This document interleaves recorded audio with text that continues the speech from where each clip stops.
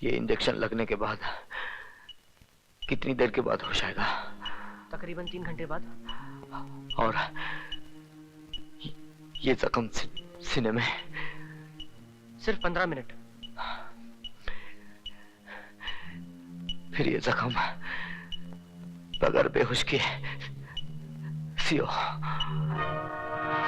क्योंकि 2.25 घंटे में बहुत काम करना है मुझे। लेकिन सर, आपको दर्द बहुत होगा। अब तो दर्द सहने की आदत पड़ गई है। चलो अपना काम शुरू करो।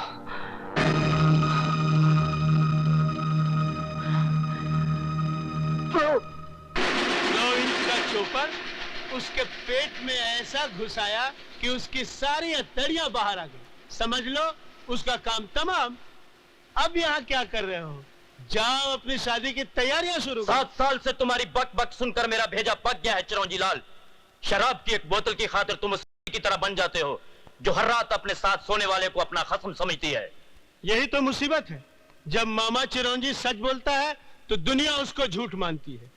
एक बार तो मेरी बात को सच मान लो और कल बारात की तैयारी करो। मामा चिरंजी लाल,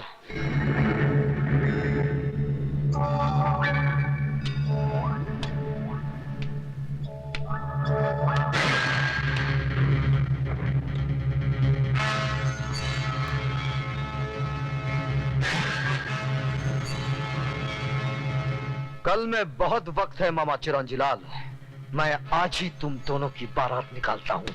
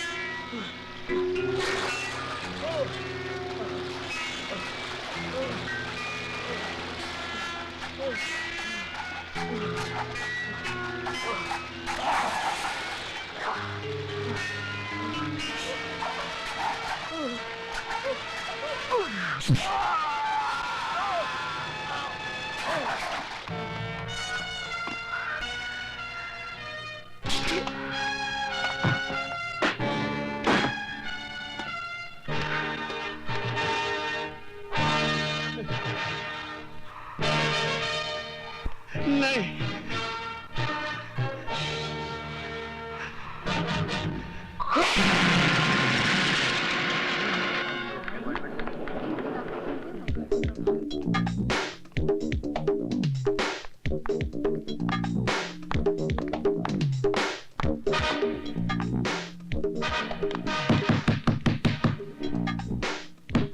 जाओ देखो। ये आप क्या कर रहे हैं? जानते नहीं अंदर ऑपरेशन चल रहा है? तुम्हें अकल देने की जरूरत नहीं। एसीपी हूं मैं, कोई घसियारा नहीं। जो हरकत आप कर रहे हैं उससे तो आप घसियारे ही नजर आ रहे हैं। Shut up! कौन है? क्या बात है? विजय सक्सेना कहाँ है? हमारे दिल में। बकवास बंद करो और सीधे सीधे मेरी बात का जवाब दो। कहाँ है वो? आइए अंदर। हाँ? ये कैसे हो सकता है?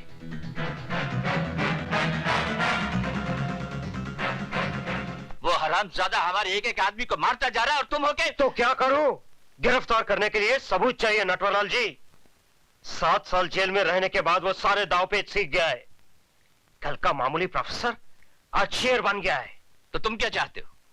उस शेर के डर से मैं बकरी बन जाऊं और अपने बेटे को चूहा बना दूं? वक्त का तकाजा तो यही है कि कुछ दिनों के लिए आप कहीं आए जाए नहीं। मेरी मानिए तो मुझे भी अपने गांव जाने दीजिए और आप अपने गांव चले जाइए। सही कह रहे हैं खैरातीलाल जी। अपनी नसीहत अपने पास रखो फड़के। अगर मेरी बाई आंख फड़ गई ना तो मैं तुझे एसीपी की कुर्सी से उतारकर हवलदार की बेंच पर बैठा दूंगा, समझे? मैं तो आपके घर का कुत्ता हूं, जहां चाहे बांध दीजिए। तो फिर जा किसी कोने में और दुम दबा के बैठ जा।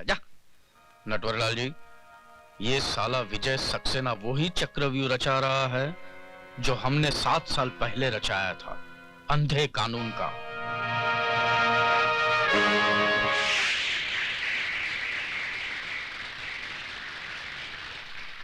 दोस्तों, आज मुझे ये कहते हुए बड़ी खुशी हो रही है कि हम सब लोग यहां जस्टिस चौधरी की रिटायरमेंट पर इनको खास सम्मान देने के लिए इकट्ठे हुए हैं।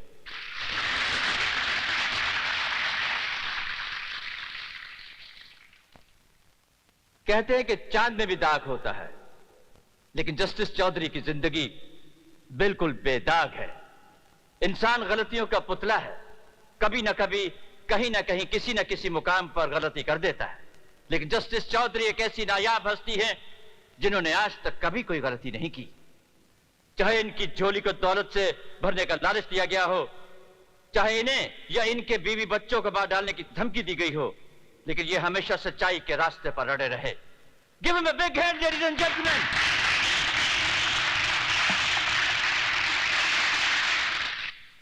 साथियों, आपको यकीन होगा कि मैंने कोई गुनाह नहीं किया है, कभी कोई गलत फैसला नहीं किया है, लेकिन मेरा ज़मीर जानता है कि मैंने एक गलती की है।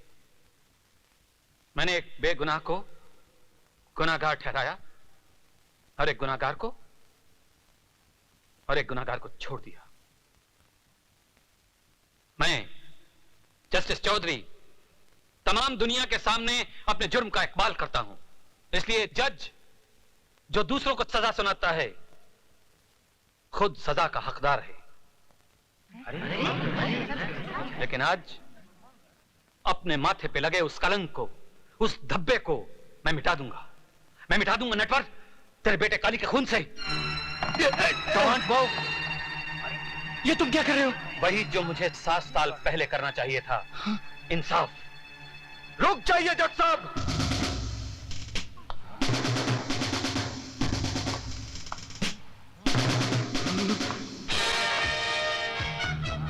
7 साल पहले आपने मेरे साथ नाइंसाफी की थी, आज वही फिर करने जा रहे हैं। यह कानून का नहीं, मेरी बहन का कातिल है।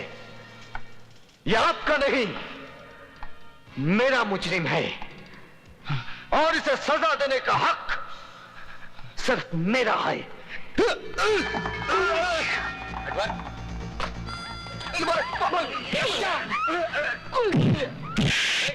चल, कहां ले जा रहा हूं मेरे बेटे को? ऐसी जगह जहां मौत इसके सामने होगी और इसे बचाने वाला कोई नहीं होगा।